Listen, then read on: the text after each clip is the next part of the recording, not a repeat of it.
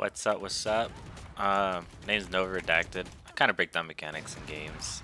Um, I haven't done videos in a long time. I used to play COD, and I used to coach people on COD on how to get better mechanically. I really never made like professional videos. I usually am the type of guy that just goes into custom matches or privately helps somebody. But some of my vids have gotten traction for Call of Duty, and I feel like I can bring that knowledge here. But for Valorant, um, so I think the first thing I want to talk about in this vid, this will be my first random fact about shooting.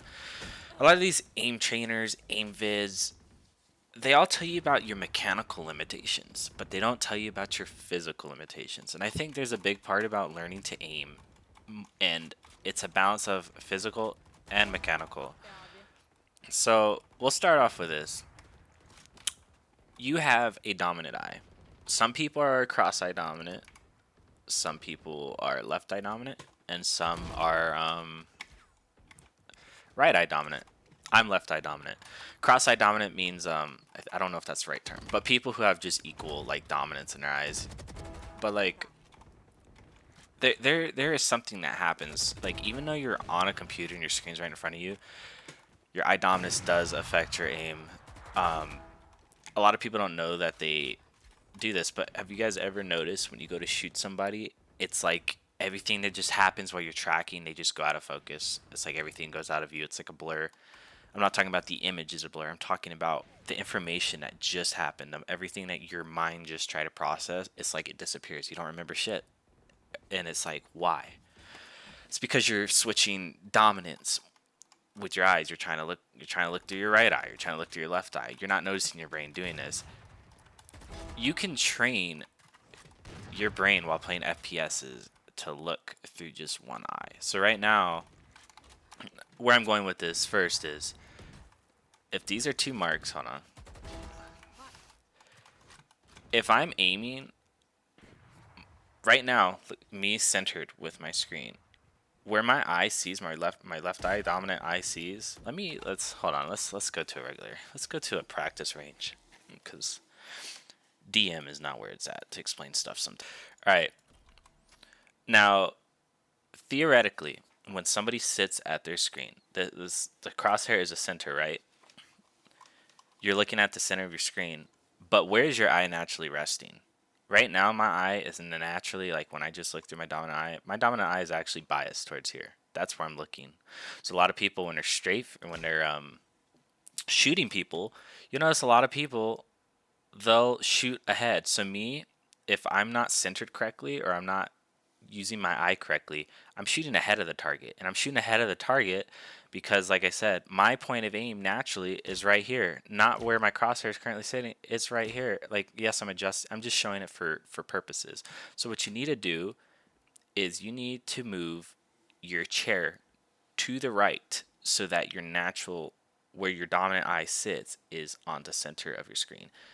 If your dominant eye is your right eye, then you're probably your natural point of aim is gonna be over here, even though center's here. That's why when you're tracking, you're either behind or ahead. And this is something that a lot of people do not explain. In fact, I don't know if a single vid out there exists talking about this phenomenon. But that's why everything becomes a blur when you're tracking. Your brain's trying to switch focus for which eye to use and process info. So try that out. Secondly, we're going to talk about mouse grip. Copying your favorite pro's mouse grip isn't going to do anything. You can try multiple grips. In fact, it's against the wall to recommend this. I do recommend changing your sense a lot. Not at first. I recommend you kind of get a feel for how characters move, how to move your mouse. But the reason I change my sense a lot is because it teaches me certain techniques that you won't discover if you're using one sense. When you're using a high sense, you start learning to do little tiny micro adjustments, right? When you're using a low sense, it teaches you how to use your whole arm. So if you focus on a low sense for a couple days and then you go to a high sense, you can blend the two play styles together into one sense that you eventually find. I'm able to go all the way to I'm at 800 DPI right now.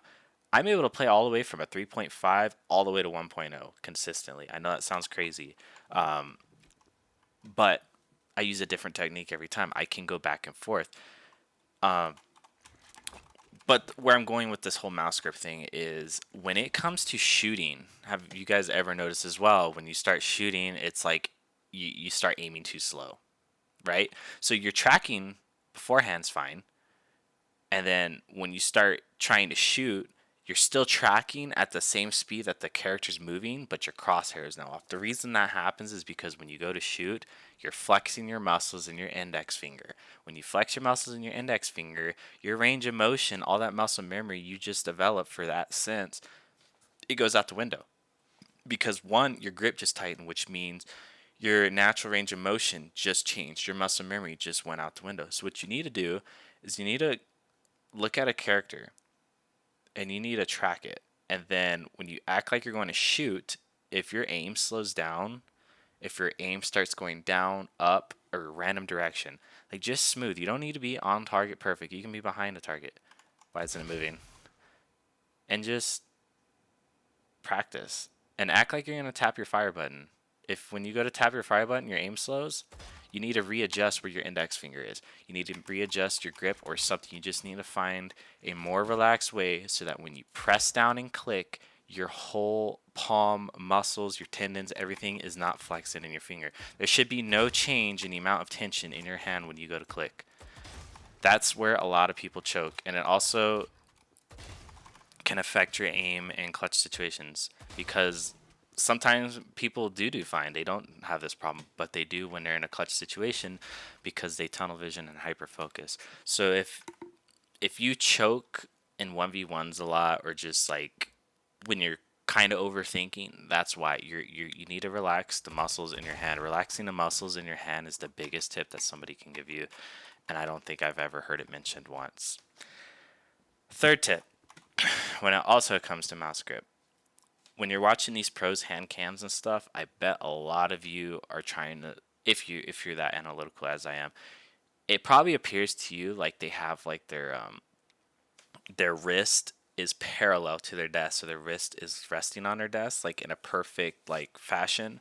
They're actually, if you hold your hand right now, on the pinky side finger of your hand, there's a like a wrist joint on the far right side of your wrist, right?